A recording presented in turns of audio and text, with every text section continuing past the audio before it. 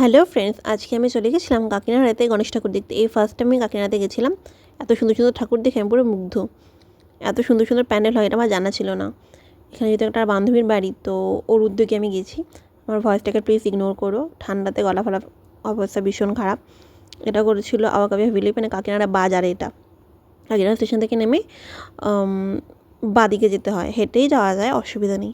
আর পরপর প্রচুর ঠাকুর করে, দুর্গা ঠাকুরের মতন। মানে দুর্গা ঠাকুর পাশাপাশি প্যান্ডেল হয়, এটাও মানে একটু গিয়ে গায়ে গায়ে প্যান্ডেল। এটা করেছিল, একটুখানি ভয়ানক লাগছিল। সন্ধ্যা হয়ে গেছিলো যখন, তখন বিকেল অতটা ভয় লাগছিল না। এই ভিতরটা খুবই সুন্দর করেছে, আমার তো খুব ভালো লেগেছে। নতুন একটা কনসেপ্ট আওয়াকাবি হাভেলিতে। এটা ঠাকুরটাও খুব সুন্দর ছিল। তো আমি কিন্তু শুধু ঠাকুরটাকে দেখছিলাম। আর গণেশ ঠাকুর যেহেতু আমার ভীষণই প্রিয়, আমি ওই গণেশ ঠাকুরের লাড্ডুর দিকে তাকাচ্ছিলাম যে কত বড় বড় লাড্ডু দিয়েছে। এই ঠাকুরটা পুরো করেছে অনেক কনসেপ্ট দিয়ে, ধারণ করেছে ঠাকুরটা।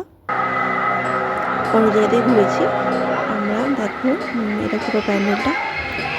একটা ভিডিওতে তো সব প্যান্ডেল কভার করা পসিবল না, তো এটা পার্ট 1। তো পার্ট 1টা দেখা হয়ে গেলে আমি নেক্সট ডে আবার পার্ট 2টা দিয়ে দেবো, কারণ একদিন আমি সব দিতে পারবো না।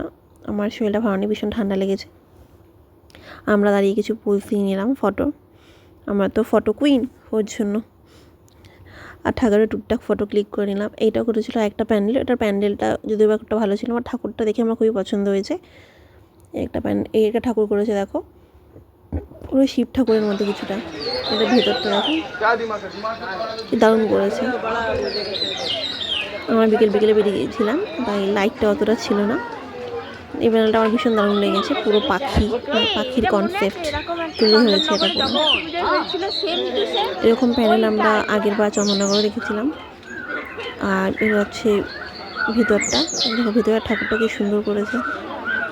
আর চারিপাশের কাজটা এত নিখুঁত, সামনাসামনি না দেখলে বোঝা যাবে না। আমি তো খুব মজা পেয়েছি। এবার ভাবছি নেক্সট প্রত্যেকবার গণেশ ঠাকুর দেখতে কিনারাতে যাবো।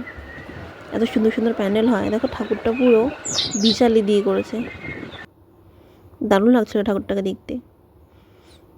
হাতের কাজ এত সুন্দর, আমি দেখে তো আর বাড়ি আসতে ইচ্ছা করছিল না। আবার দেখো ফটো সেশন শুরু হয়ে গেছে আমাদের। সুযোগ পেলে একটু ফটো ক্লিক করি। একটা দেখো, এই ঠাকুরটা ছোট্টর মধ্যে খুব সুন্দর করেছিল। প্যান্ডেলটা পুরো ফুল দিয়ে করেছিল, প্লাস্টিকের ফুল দিয়ে। এটা হচ্ছে আমার বান্ধবীর বোন। আর এই বান্ধবীটার বাড়ি হচ্ছে কাকিনাড়াতে। ও বলেছিল আমাদের ঠাকুর দেখতে আসতে। আর একটা প্যান্ডেল দেখো, এটা পুরো বুদ্ধদেবের উপর প্যান্ডেলটা থিমটা করেছিল। এটা প্যান্ডেলটা দারুণ ছিল। এই ঠাকুরটা দেখলে তোমরা বলবে না খুব সুন্দর হয়েছে। এই ঠাকুরটার হাতে পুরো পৃথিবী ছিল। এই দেখো, এই লাড্ডুটা দেখো গাইস কত বড়। দুখানা লাড্ডু দিচ্ছে, একটা সুরের নিচে আর একটা হাতে।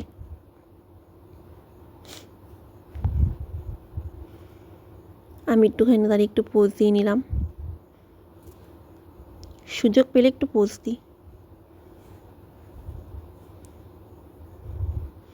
অনেক ঠাকুর দেখার ইচ্ছে ছিল, বাট অনেক রাত হয়ে গেছিলো, আর ওই জন্য তাড়াতাড়ি বাড়ি ফিরতে হয়েছে।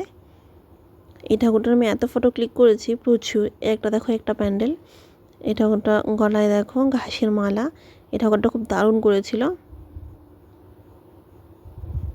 এক ঠাকুর করেছিল পুরো মানে বালাজি ঠাকুরের মতো। এটার প্যান্ডেলটাও খুব সুন্দর ছিল। তো ফ্রেন্ডস, আজকের জন্য এইটুকুই। আবার পার্ট 2 দেখতে হলে ওয়েট করতে হবে। তো গুড নাইট। আর হ্যাঁ, সাবস্ক্রাইব করতে ভুলো না কিন্তু।